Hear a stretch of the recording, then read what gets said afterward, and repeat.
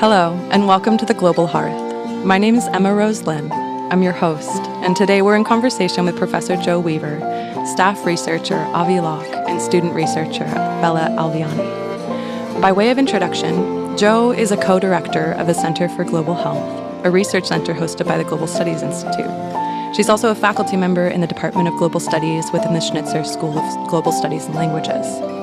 Her research focuses on the complex intersection of structural inequality and chronic stress, and she studies health outcomes among some of society's most vulnerable populations. Currently, she's co-leading a National Science Foundation-funded study alongside UO biological anthropologist Professor Josh Snodgrass into how houselessness affects physical well-being.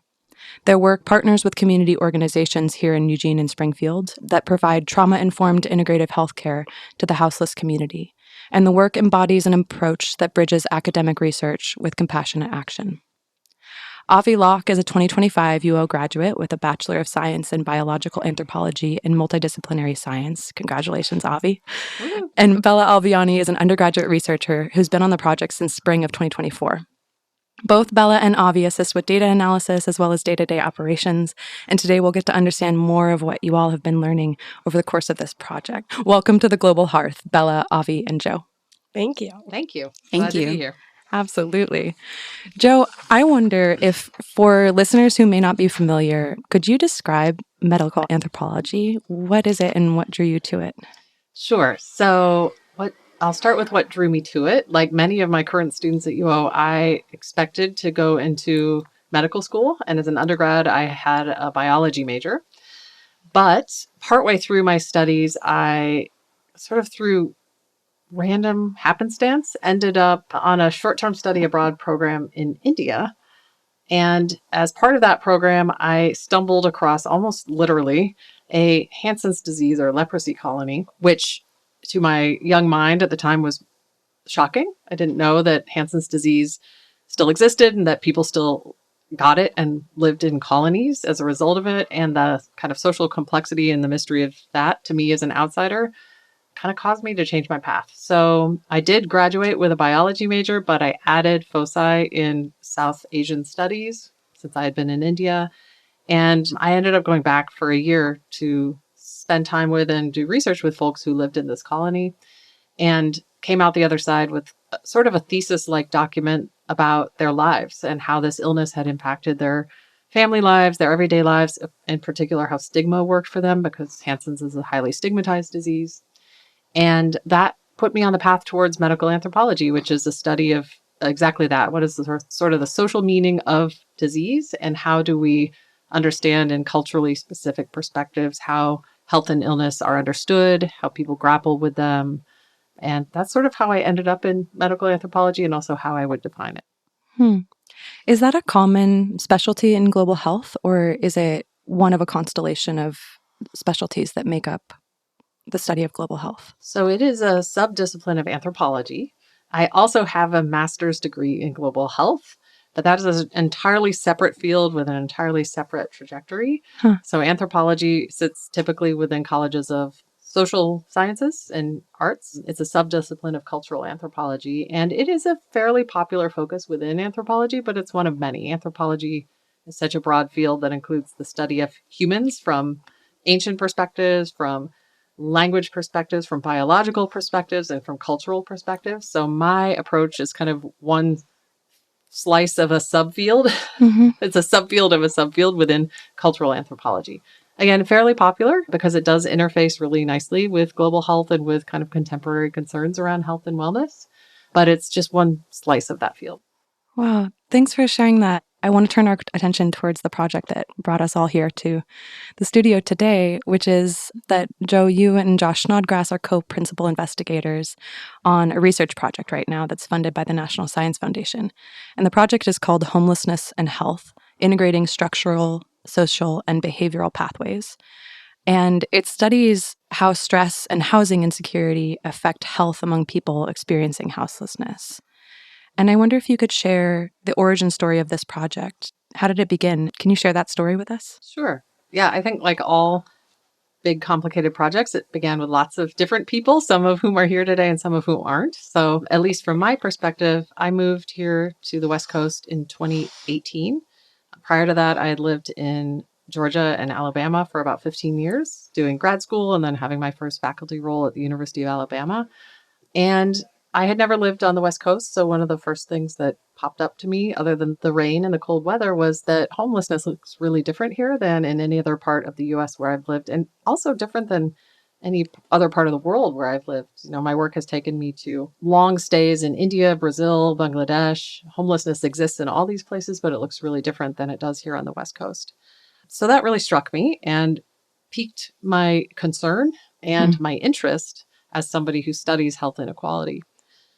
And then it just so happened that a constellation of other forces came together and made this project doable. A key one was a graduate student on the project who was an undergrad at the time, Mackenzie Neef Lane here at UO, who at the time that I met her was a co-executive director of a local organization that does sort of medical outreach and service provision called Black Thistle Street Aid here in Eugene.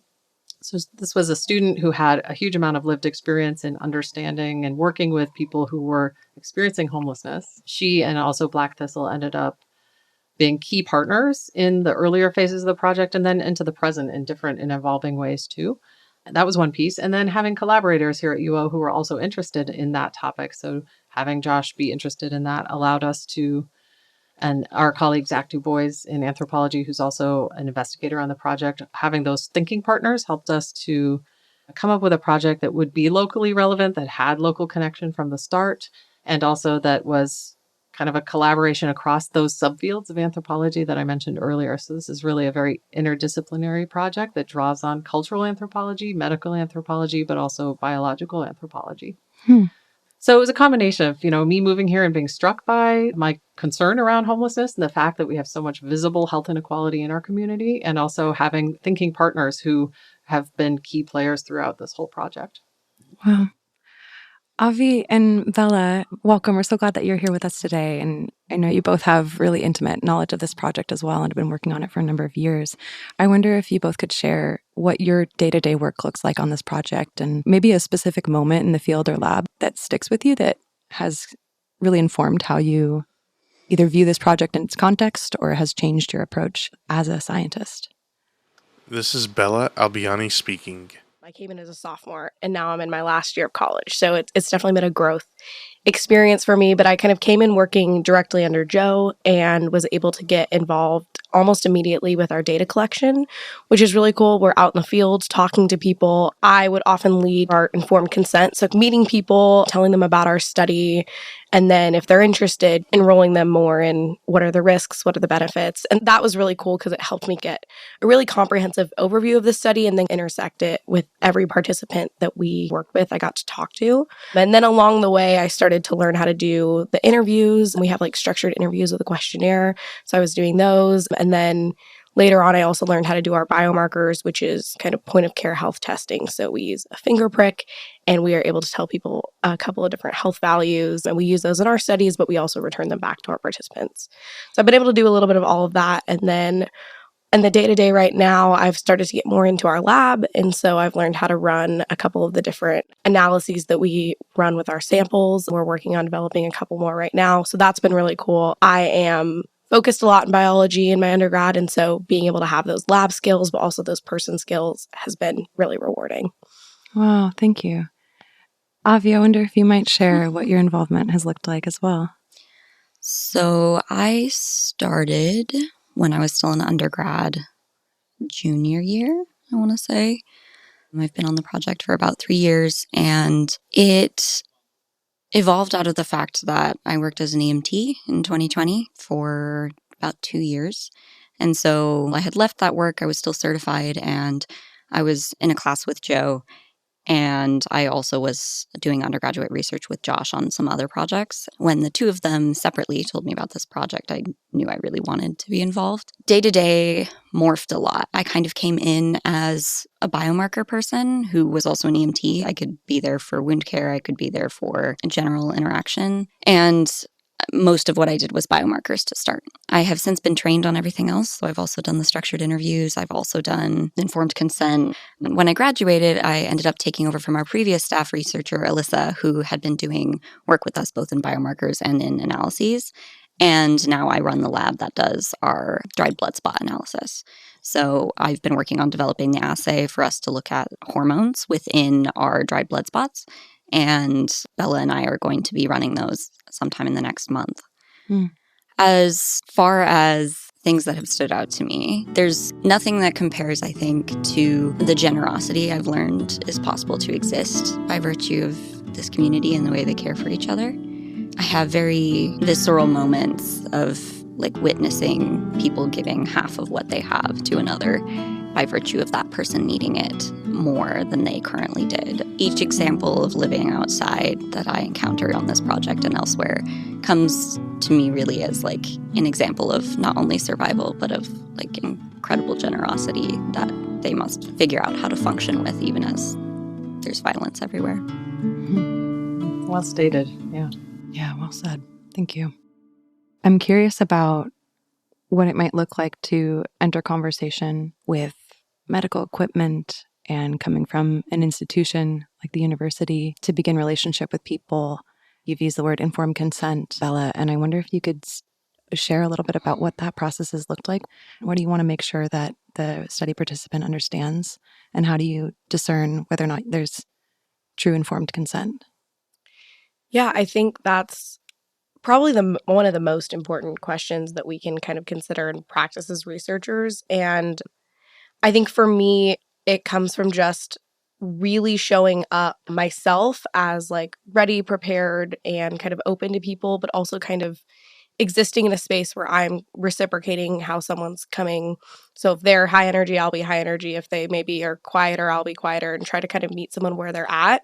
As much as there's things that we have to say and we kind of have a form that we go through and there are key points that we make sure to emphasize and that people understand, turning that into a conversation. So telling people, you know, this is what we're doing, this is why we're doing it. I always think that it's important to start with that why and kind of start with who we are and why we're here, because like you said, we're kind of an institution, and these are people who have experienced, I think, a lot of the time high levels of institutional harm. And so coming at that with a lot of honesty and openness is important. And then, yeah, turning that into a conversation and making it very clear that at any point someone can ask you questions. At any point you can ask questions back to them, ensure that people are understanding, have them kind of repeat key points back to you. And then making sure, I think, that people know as they're kind of moving through this process, which can ask, you know, invasive questions or ask for a finger prick or ask for things that, you know, maybe are a little bit uncomfortable. They know at any point that we are not here to just extract information from them, right? We are here to support them and we want them to be comfortable. We don't want them to be harmed by their participation in our research. And so we're here to listen. And we're here to let them guide us through what they're comfortable doing and what they're not comfortable doing. I'm curious to explore that why a little bit more. And I wonder, Joe, if there's a way you could help us understand how this project fits into the existing research that's available in the houseless community. And could you help us understand, like, was there a gap or what kind of purpose or service is this research filling in the larger body of work? Yeah, good question. There is an increasing amount of research happening around people who are experiencing varying levels of housing insecurity, but very little of it, if any, that I'm aware of, is taking an approach that kind of considers both people's lived experience as they report it on a questionnaire and people's lived experience as we can measure it using physiological biomarkers, and considers people's own narratives in a less structured way. So our research does all three of those. And I think that most of the work that I'm familiar with out there does one of those three. Mm-hmm. I don't know of anyone who's doing two of the three or all three of the three other than us. And I think that's really important because people have incredibly complex stories. And if you only get questionnaire responses, then you're missing their own sort of lived narrative of what their life is like, what it feels like, what feels good about it, what feels challenging about it. Likewise, if you only have the physiological measures, you can say something about where people's sort of psychosocial stress is, but you can't know much about why it is where it is or what it feels like to have those experiences. And I think finally, if you have only people's narratives of their experience, that's really important, but it limits our ability to understand how the things they narrate in an interview are impacting their health and well-being. So the combination of those three is really kind of the magic to me of this project. And that's a model I've used in every other research project I've been in charge of, has incorporated all three of those. So I was excited to be able to do that here.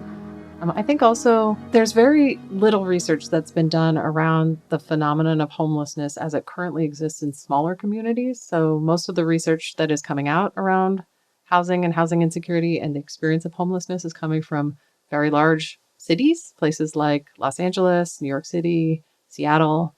And we know that there are different challenges associated with homelessness as it's now appearing in smaller and mid-sized cities like Eugene. So that's another kind of gap that we are hoping to fill with this work, because Eugene is not the only mid-sized city in the country that is dealing with increasing levels of this challenge. From sort of like a tax-based perspective, there's just different things that can and can't be done at a structural level to help support people who are struggling with housing in a smaller city as opposed to a larger city. I'm still trying to parse apart what actually that looks like.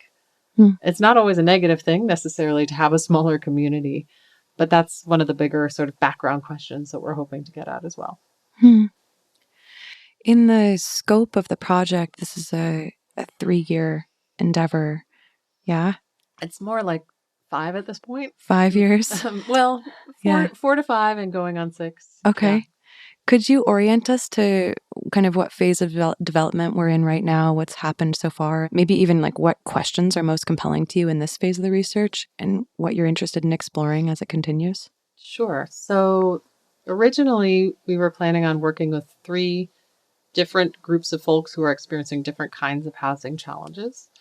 And I would say that's another thing that's unique about this work. We're focusing on folks who are experiencing what the US government would define as unsheltered houselessness, which is living without HUD defined shelter. So that could mean living in a car, living in a tent.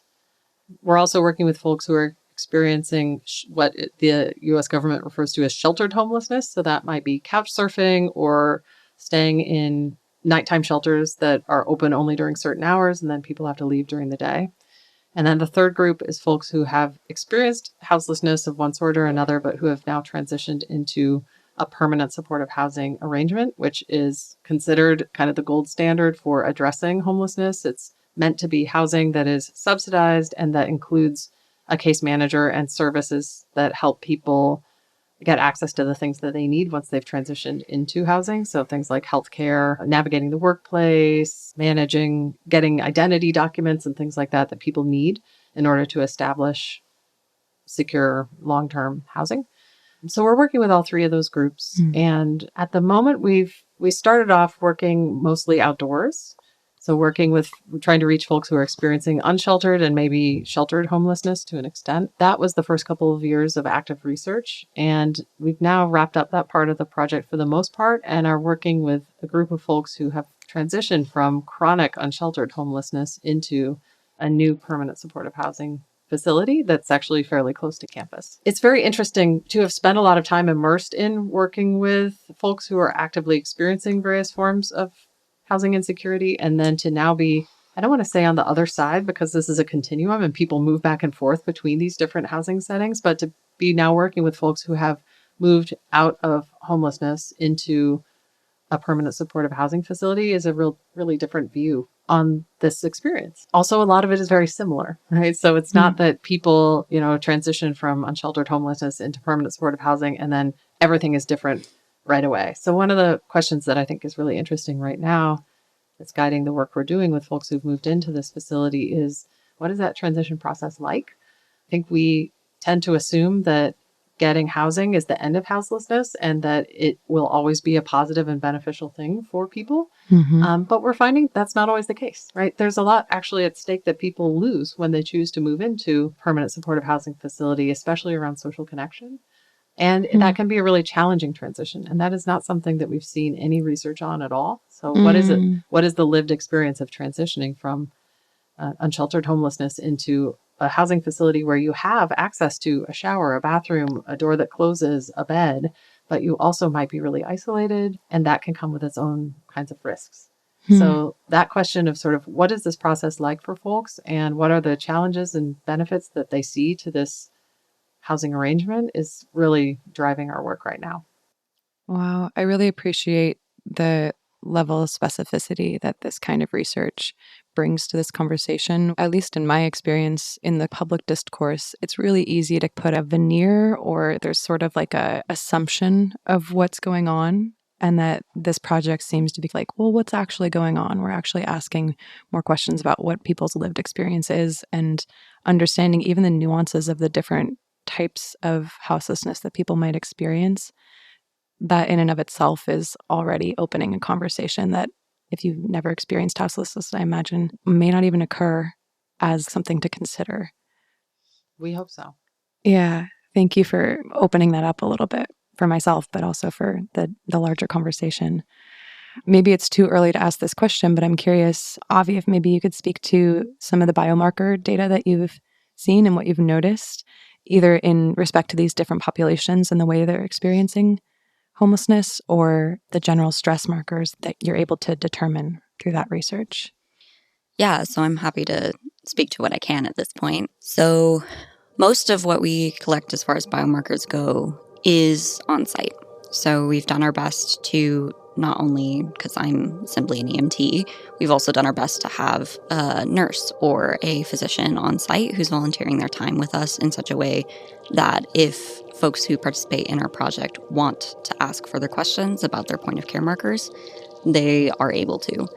There is a lot to be expected in that living outside unsheltered, living with risk to your housing is stressful on levels that are both physiological and mental and impact every aspect of existence. We're interested in looking at that in a few different ways. So we do things like a lipid panel. So we look at people's cholesterol on site and we can give them that data right away. We can do the same for their blood sugar levels, and we can do the same for something called HbA1c, which is basically a way of averaging out your blood sugar over the course of 3 months.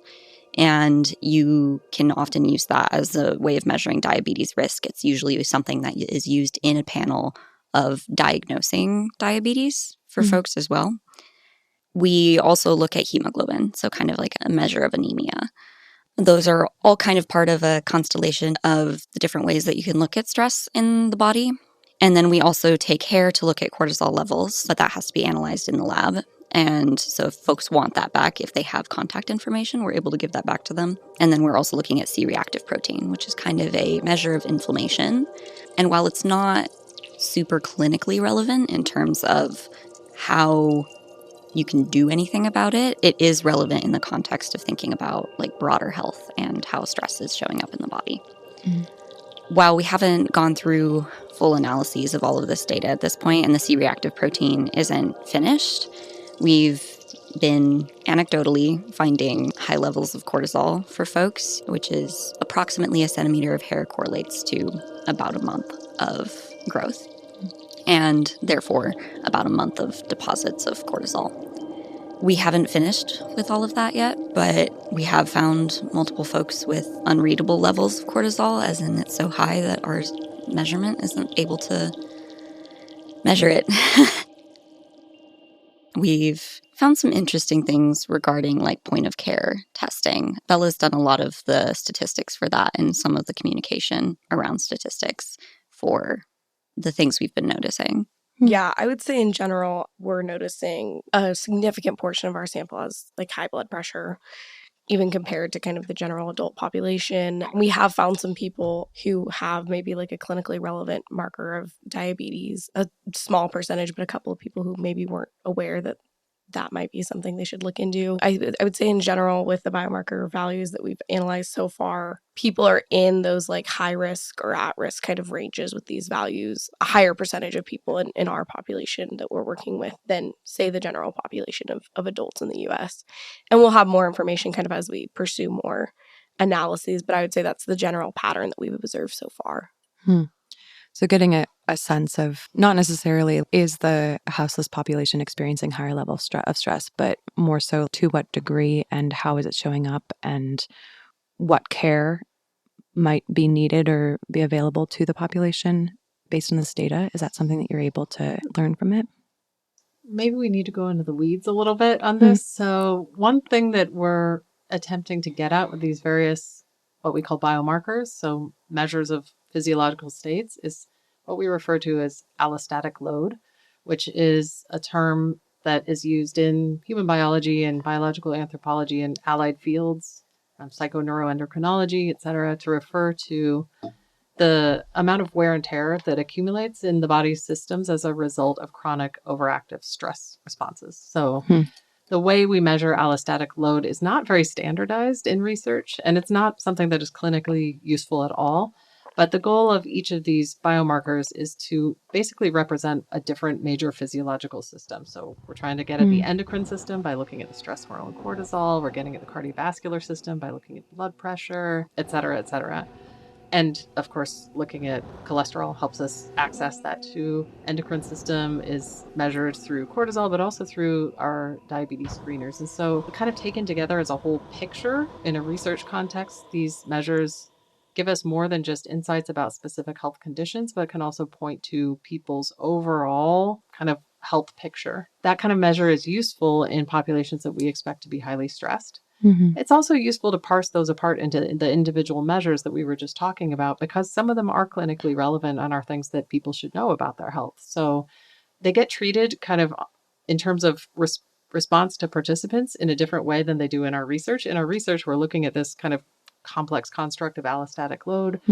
In front of our participants, we're producing results that we give back to them that are clinically useful, but that represent specific conditions and specific risks. I think Bella and Avi are correct that overall we're seeing the very high levels of stress markers that we would expect. We haven't finished analyzing all those components of allostatic load yet, nor have we combined them into an allostatic load measure. That's why we're hedging a little. We're not exactly sure where this is going, but again, looking at those individual measures, it's pretty clear that people who are in our study are experiencing much higher levels of concerning measurements than a general population of their same kind of age and demographic, which we would expect given that this is a very stressful situation. The same goes for health diagnoses. So we do ask people to share with us diagnoses they've received. Most people have multiple health diagnoses, many of them falling into various categories. So physical health, mental health, otherwise. And a lot of people also report high symptoms of things like depression and anxiety, again, at a higher level than the general population that would match their same demographics. Thank you. I'm hearing the bidirectionality of the research and just how you are all kind of positioned in terms of like evaluating the biomarkers and being in relationship, and kind of what you spoke to earlier about the informed consent and the kind of humanist side of conducting these interviews, but then also taking that research to the lab and doing the analysis in a way that's going to further our understanding of the complexity of the problem as a whole. Joe, I wonder if you could help me understand how this phase of your research connects to some of the work that you've done globally. You've worked both in Brazil and India. You've been studying food insecurity for a long time now, as you shared already with us. And I'm wondering how your interactions with Eugene community members have either deepened or complicated any of your prior understanding, and how this work kind of fits into the larger scope of what you do. Not coincidentally, Bella's undergraduate thesis is focusing on this question of food insecurity, so I will defer to Bella on some of that as well. But I guess I'll just say that I have considered how I might bring my international work into conversation directly with this work that I'm doing locally. This is the first US-based project I've ever done. Most of my work, as you said, is international and intercultural. So far, what I've been able to conclude is mostly what I teach in my courses here at UO, which is we have to be careful about generalizing, right? So the experience of people here is really not the same in whether we're looking at food insecurity or other elements of challenge that people are dealing with as the things that people in the rural Brazilian community where I've worked experience. We call them the same thing, right? We could call them food insecurity, but the antecedents, the conditions, the structures, the policies, the foodways that kind of feed into that experience of food insecurity are so radically different across these contexts that I hesitate actually to bring them into close conversation with one another because to me, these are distinct populations with really, really distinct cultural, policy, national histories. And, we do try to kind of think big in this kind of research about what are the larger structural causes and consequences of individual lived challenges of the kinds that we deal with, food insecurity, health inequality, et cetera. Because one thing we don't want to do in this research or in any of my other research is place the onus of those challenges onto individuals when we know that it's structural, big policy level choices that put certain people in the way of health harms and health risks while other people are spared those things. So that's why I'm pointing here, I think, to structures and policies and these kinds of histories, these big factors that we might not think of as being directly related to the individual experience that people have with food insecurity, for example. And it's our job as researchers to understand those broader structures and conditions in which our research participants are living. And that's part of what I try to do in all my work. So maybe that is a way that my work is similar across contexts. And maybe that is also part of why I haven't, people have asked me before, for example, why don't you do a cross-cultural study of homelessness? I've really thought about that, but what homelessness looks like right now in Eugene, Oregon is so radically different from what it might look like in a slum outside of New Delhi or what it might look like in a favela in Sao Paulo or Rio, that I hesitate to actually draw direct comparisons. I'm hearing this theme crop up over and over of what you spoke to about taking care not to overgeneralize, not to assume knowledge, to ask more questions than to arrive with answers. And I'm hearing that as a common theme across the work, but also as someone who lives in Eugene, who's been a part of this community, as we all have, that there's also an immediacy to what I hear you saying about Eugene houselessness is specific to the Eugene microculture, which also places a different level of care and accountability on everyone who lives in this community. And I hear that invitation and it resonates. It makes sense to me as someone who lives as part of this community that it would be on us to interface with this issue in a way that's specific to this ecosystem. And I think it's an invitation to look both up and down. So we sit as, presumably for the 5 of us in the room, we are housed with comparatively little experience of being unsheltered.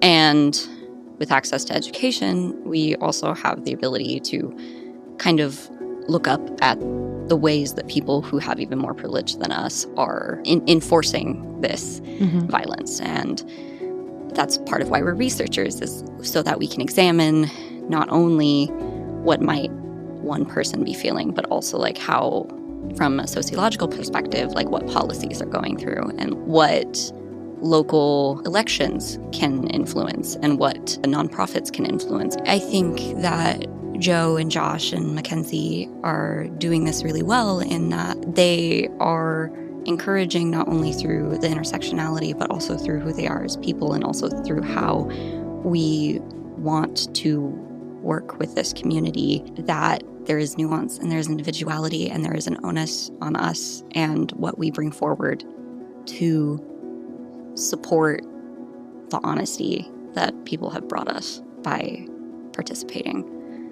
And need transcends simply food and shelter into the social. And I think that's something that anthropology does really well. I'm wondering what we think that this work might be able to accomplish on a policy level or on a structural level. What kinds of avenues are available to us when we have this level of specificity of knowledge and care kind of working hand in hand? What do we want to see happen? I think what's hard is you can bring so much of yourself and so much of these kind of values and how you want to show up and how you want to ask questions into a research space. And as an anthropologist, you have like a lot of tools for that, which is super cool. But I think there definitely is a frustration in turning kind of really nuanced, complicated information into something that can be kind of clearly implemented. And so I'm kind of a policy-minded person. And at 19 years old, I was like, oh my gosh, I'm going to join this project. We're going to like figure out how to solve homelessness. And of course, we're not there, right? This is a really complex, complicated issue that just involves human beings and needs a complex, complicated amount of care and attention. And so I think what can be called upon most in what we have now is the fact that systems of support and care, they need to be flexible. They need to be longstanding. They need to have different levels of support for different kinds of people. They need to not provide an easy fix. I think we're all kind of looking for that. Mm-hmm. And it's really easy as people, and I think especially from kind of a policymaker standpoint of, I want to fix my community. I want to make lives better for people, right? Anyone in power and in government and who is controlling these systems, we would hope that's kind of the values that they're bringing to this space. And I think the answer that we might have is that it's not easy and it's not simple, and you need to create a system that prioritizes this level of empathy and care and individualism for these people that I think maybe people wouldn't think is important. What we can speak to is the fact that that is radically important, right? Having services for people, having support for people that not only addresses this like basic need, right? Giving people food, but how do you give people food that fills them up, that makes them feel whole, that builds community? It's so much more than just giving someone calories. Mm-hmm. But I think definitely encouraging these more complex systems of care and solutions that are really prioritizing empathy and the humanity of the people that you're trying to help, which isn't a clear-cut, magical solution. But I would say that's my biggest takeaway, and that's what I would encourage anyone who's looking for what would be a good program, what would be a good practice, what would be a good strategy. I think really implementing those elements of flexibility and compassion. Yeah. Our project is not going to solve homelessness. Mm-hmm. I so wish that it could. I think in terms of concrete things we're trying to do to bridge that challenging gap that Bella just described between being researchers who are trying to add nuance and complication to our understanding of this really complex and nuanced situation, and trying to bridge that so that it's digestible for a broader public is always a challenge. Things we're doing concretely in that regard include presentations back to community groups and stakeholders that we've already been in touch with and worked with. This is just beginning, but for example, when I first decided I wanted to start this research, I reached out to neighborhood associations in Eugene and talked with neighborhood association members who are housed and who have concerns and questions and are curious about and want to help and want to understand how to respond to homelessness in our communities. So we've given a couple of share-back presentations to those organizations. We're also in the process of planning a big share-back presentation with folks who've been part of the study. We have spent time speaking with the UO trustees. We just got on the books for an OMSI pub talk in Portland. So we are going to be sharing the results of this work to the best of our ability with folks at this community level, at the county level as well. We've worked with Lane County Public Health, for example, and at the state level. The best thing we can hope for is to advocate for a need for a very high-level structural and sustained initiative. It is so unreasonable to put the onus of kind of fixing homelessness on people who are themselves experiencing it, which is often where we go. We say, why can't they get a job or whatever? It's less unreasonable, but still unreasonable to put that onus on a single institution or research group or even city. The housing crisis and housing affordability crisis is a federal, national, even international concern. And what we really need is a sustained long-term commitment from leadership around restructuring our economy. So I would like nothing less than a full restructuring of our economy to reduce the wealth gap and make housing affordable for everyone. That is what I want. We're putting in orders.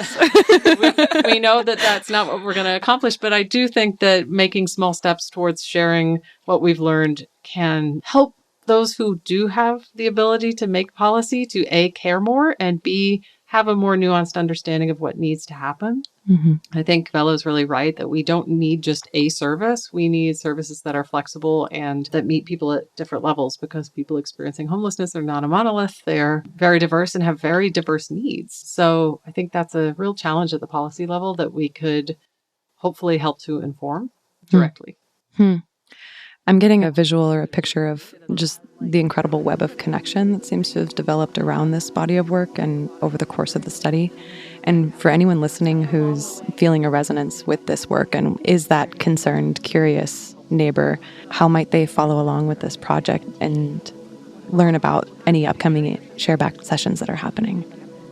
We have a website. Bella's chuckling over there because the very first thing she did on this project was help to build that website. And she has since shared with me that at the time she wasn't sure she could do it, but she did a great job. I just needed an excuse to join the project. They were like, we need a website. And I was like, I built a website once for my sister's jewelry business in high school. So you know what? I got experience. Yes.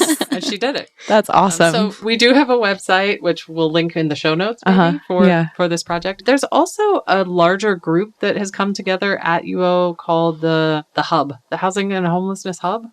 We'll link that as well. It is a group of students, staff, and faculty who are conducting broader research on questions of housing policy, homelessness, and other related topics. And one thing that's been really heartening to learn is that there are a lot of folks on campus besides just our group who are concerned about this and thinking about it and really wanting to use their positions at UO to contribute positively to this challenge in our community, which was not something that was very visible, even to me as a researcher when I began this work. And so that's another place where people can follow along and learn more about what we're doing, but also what other folks at UO are doing around questions of housing affordability and homelessness and smart design for trauma-informed housing structures. There's just all kinds of really great work that's going on.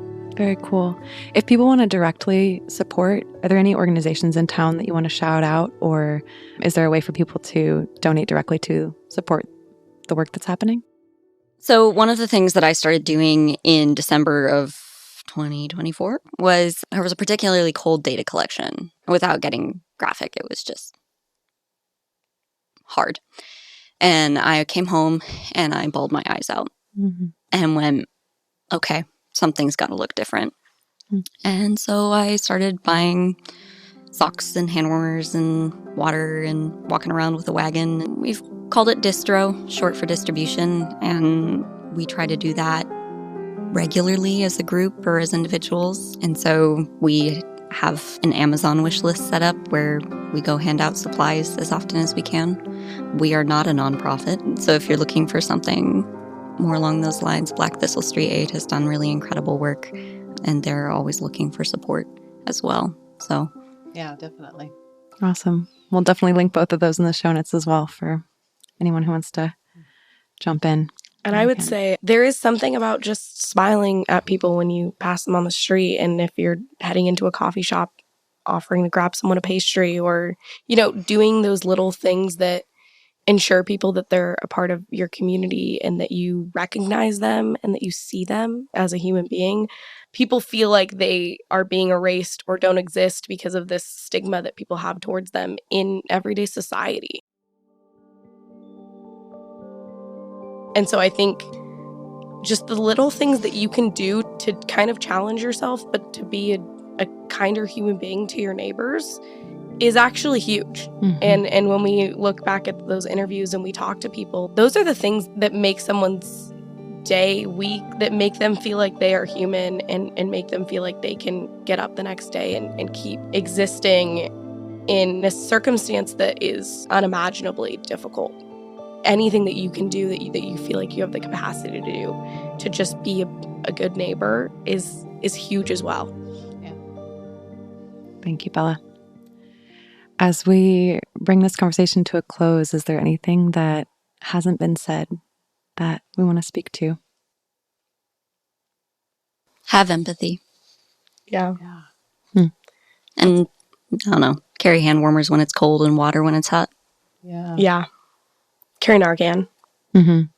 Yeah, that's a good one. People have often asked me, like, well, what if I don't want to give or can't give money? What's something else? And a big one is like a bus pass. You know, people rely on public transport and you can buy bus passes. So if you can't or don't want to give out money, but you want to have something that you can share with folks, bus passes are always welcome. But I really think Bella said it well that, you know, one thing we hear over and over is that there are so many things about living without housing that make people feel totally outside of the system of human connection.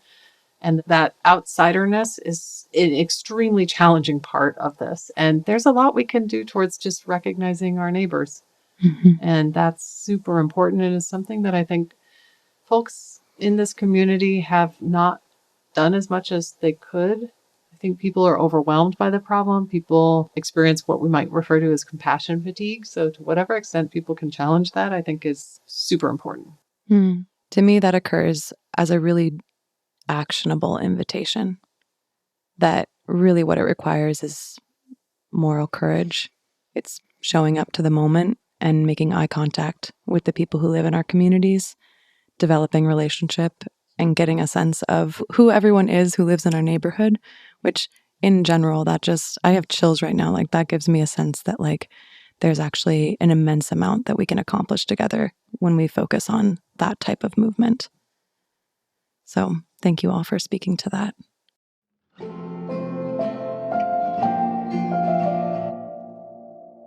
Before we close, I have a quick fire. Okay. If you had a minute in an elevator with a policymaker, what would you want them to understand about houselessness preventing this rather than turning a blind eye? We need affordable housing across the entire nation and world desperately. And that is an achievable goal, not under the current economic structure. I would add, stop individualizing the problem. It's not these individual people that are the issue. And saying that it's a mental health crisis or that it's a drug crisis, and then using that to justify the fact that you don't have to address these people as humans is ridiculous. It's a structural issue, and you have to have structural solutions. And you have to acknowledge that when you put people in a situation where they are experiencing high levels of structural harm, they might develop coping mechanisms that aren't the coping mechanisms that you would prefer they develop. But that's not a reflection of them. That's a reflection of these larger systems that we've created. I think it would be that the onus of who deserves to survive doesn't belong to any one institution or structure.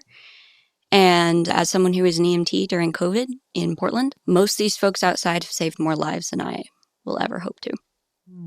Through sharing warmth and food and Narcan and wound care and first aid kits and everything they have. I want to be a physician, and I can only hope to have the kind of unending compassion that I encounter on a daily basis with folks outside. Thank you.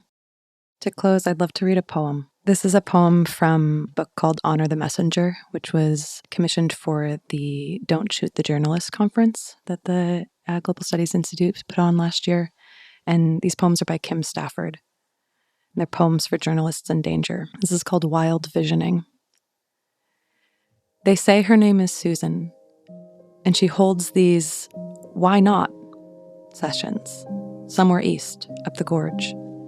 She'll ask, why should we believe only one can say, I have a dream?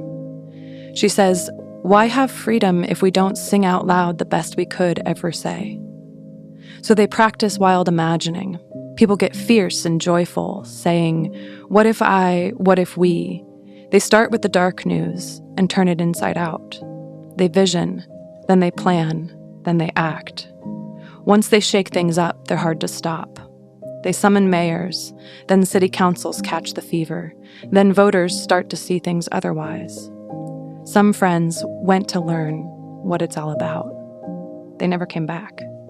Now they're comets, lighting our way across the sky. And you, and I. Thank you all so much for joining us here at the Global Hearth. Thank you. Thank you for having us. Thank you. Thank you to our student producer, Ellie Johnson. Thank you to the director of the Global Studies Institute, Ellie Vandegrift, and our GSI team members, Megan Bogert and Hadil Abdelmaid. Thank you to Dean and Vice Provost of the Division of Global Engagement, Dennis Galvan, for your support and your encouragement throughout this project. Thank you to Sam Para for your work on the podcast artwork, as well as marketing and communications support. Thank you to our sound design and audio mastering interns, Journey Brinson and Julian Green. Thank you to the SOJC production studio, especially John Sharpie. Major thanks to composer Joe Kai, who composed our Global Hearth theme song. Many thanks to John Bologna, Charlie Dietz, Steve Rogers, Christopher Deredix, Peter Laufer, and Chris Chavez, and the Don't Shoot the Journalist team for concept development support. Thank you to former Oregon Poet Laureate Kim Stafford for your beautiful poetry. And most of all, thank you to you, our listeners, for your time and your caring attention. If you'd like to support the podcast, you can follow us on social media. We'll link it in the show notes.